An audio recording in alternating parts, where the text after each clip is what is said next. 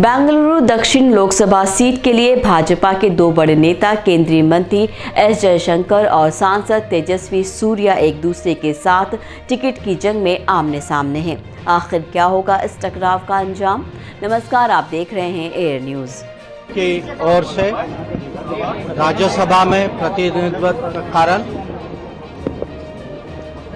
मैं फिर से भाजपा का उम्मीदवार बना हूं कि प्रतिनिधि बनने का एक अवसर और मिलेगा। 4 साल पहले मैं गुजरात की ओर से मैं राज्यसभा में उनके संसद का सदस्य बनके मुझे ये गौरव प्राप्त हुआ। बेंगलुरु दक्षिण लोकसभा सीट भाजपा के लिए एक गढ़ है जिसे 1996 से लगातार 7 बार जीता जा चुका है। इस सीट से साल 2018 में निधन होने तक भूतपूर्व केंद्रीय मंत्री अनंत कुमार ने 6 बार जीता था।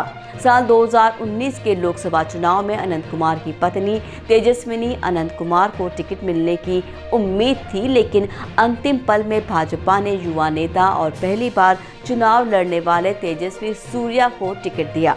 तेजस्वी सूर्या ने कांग्रेस के उम्मीदवार BK हरिप्रसाद को 3.31 लाख वोटों के अंतर से हराया, इस सीट को अपने नाम किया।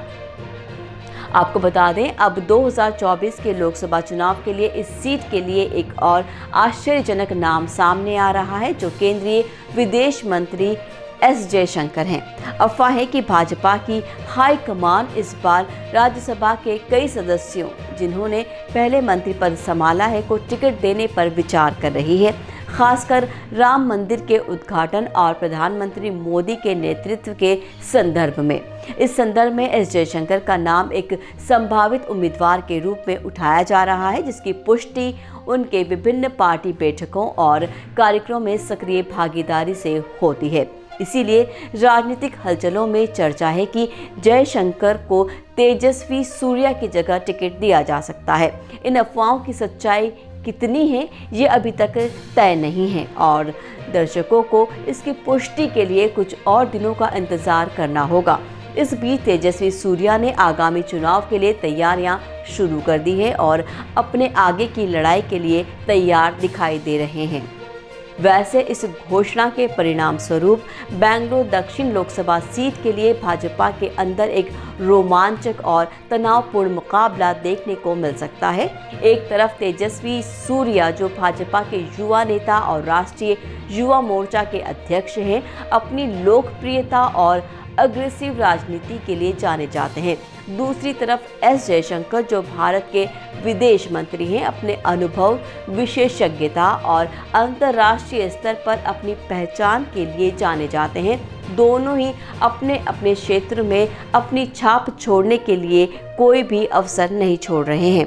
तेजस्वी सूर्या ने अपने कार्यकाल में अपने क्षेत्र के विकास के लिए कई पहल की हैं, जैसे कि बेंगलुरु दक्षिण विकास योजना, जिसमें शिक्षा, स्वास्थ्य, पर्यावरण, युवा उद्यमिता, आधुनिकीकरण और जनसंचार शामिल हैं। उन्होंने अपने क्षेत्र में कोविड-19 के खिलाफ लड़ाई में भी एक महत्वपूर्ण भूमिका निभाई है और अपनी टीम के साथ लगातार जनता की मदद करते रहे हैं। उन्होंने अपनी आवाज़ को राष्ट्रीय मुद्दा पर भी बुलंद किया है और अपने विचारों को स्पष्ट और निर्भीक ढंग से रखा है।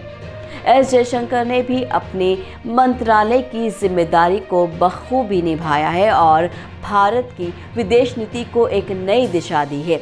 उन्होंने भारत के साथी देशों के साथ अपने संबंधों को मजबूत बनाया है और भारत के हितों का रक्षण किया है। उन्होंने भारत के विकास के लिए अंतर्राष्ट्रीय सहयोग को बढ़ावा दिया है और भारत को एक विश्व नेता के रूप में स्थापित किया है। उन्होंने अपने विदेश यात्राओं के दौरान भारत की संस्कृति और परंपरा को प्रचारित किया है और भारत के लिए गर्व का अनुभव किया है। इस प्रकार ये कहा जा सकता है कि बेंगलुरु दक्षिण लोकसभा सीट के लिए भाजपा के दो नेता तेजस्वी सूर्या और एस जयशंकर दोनों ही अपने अपने क्षेत्र में उत्कृष्ट कार्य कर रहे हैं और भारत के लिए एक उज्जवल भविष्य का निर्माण कर रहे हैं।